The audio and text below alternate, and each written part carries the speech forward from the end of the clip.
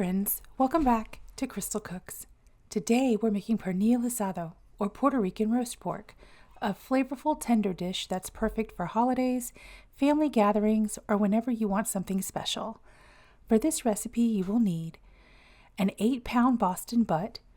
Traditionally you would use pork shoulder, however, since I'll be cooking this in the Crockpot, I chose a different cut of meat. 1 cup of lemon juice. For the seasoning paste, you'll need 3½ tablespoons of salt, 1½ tablespoons each of onion powder, roasted garlic powder, and black pepper, 1 teaspoon of oregano, a couple dashes of cumin, 2 packets of sazón, about ½ a cup of olive oil, 4 to 6 cloves of fresh garlic minced, and here's a special twist for my family. We'll be stuffing each cut with olives with pimentos and a few raisins for that perfect sweet and savory bite. Alternatively, you could use 1½ cups of adobo with pepper instead of mixing your own, but you'll still want to add the onion powder and the sazón since adobo doesn't include those. This dish holds a warm place in my heart because my grandmother made it every single Thanksgiving.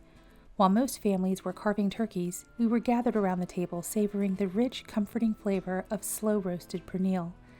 It became such a staple in our home that we can't imagine the holidays without it. And now we've carried the tradition forward, turning leftovers into pernil sliders for New Year's Day, or making special family get-togethers throughout the year. This recipe brings back memories of laughter, celebration, and the comforting aroma of home. Let's get started. First, we'll make the marinade.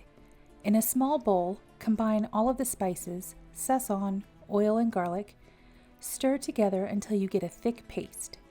If it's too dry, just add a little bit more oil until it's smooth and spreadable. When I make this dish, I like to use the best quality pork I can find.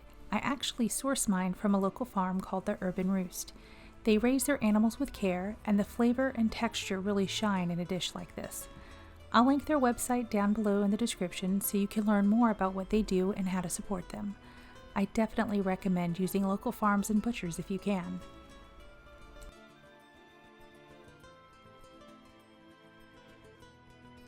Next, rinse the meat with lemon juice.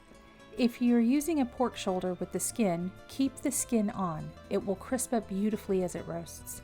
If you're using a Boston butt, go ahead and trim off any excess fat you do not want.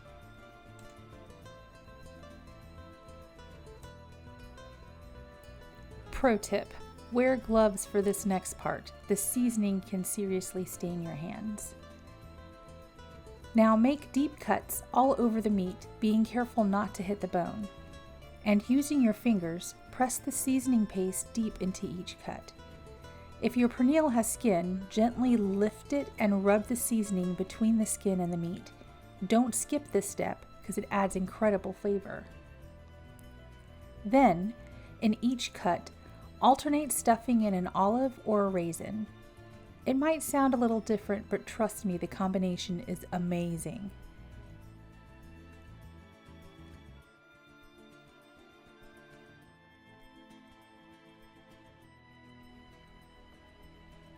Then, be sure to use the rest of the seasoning paste to rub all over the outside of the pernil. Once it is fully seasoned, wrap the pernil tightly in plastic wrap, then again in aluminum foil, and place it in a plastic bag, or 3 if you're like me, and refrigerate it for at least 24 to 48 hours. This gives the flavors time to soak in and makes all the difference. Now for the cooking day. Normally, you'd take the pernil out of the fridge about 2 hours before roasting it to let it come to room temperature.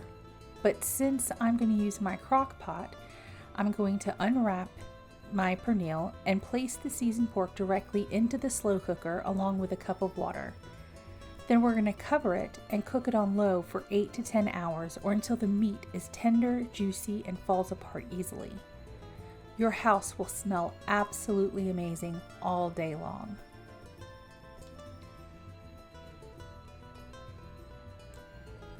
If you're cooking with the skin or if your pernil has a fatty cap, you can still get that golden crust.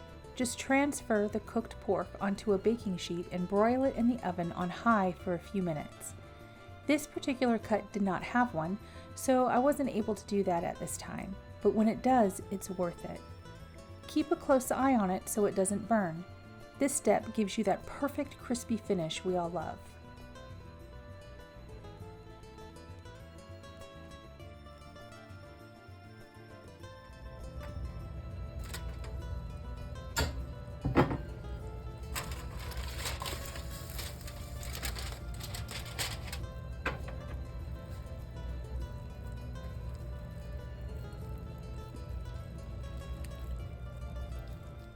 And here it is, juicy, tender, flavorful Pernil Asado, slow cooked to perfection. Serve it with rice, plantains, or even turn it into sliders for a fun twist. If you try this recipe, I'd love to hear how it turned out. I've included the recipe below.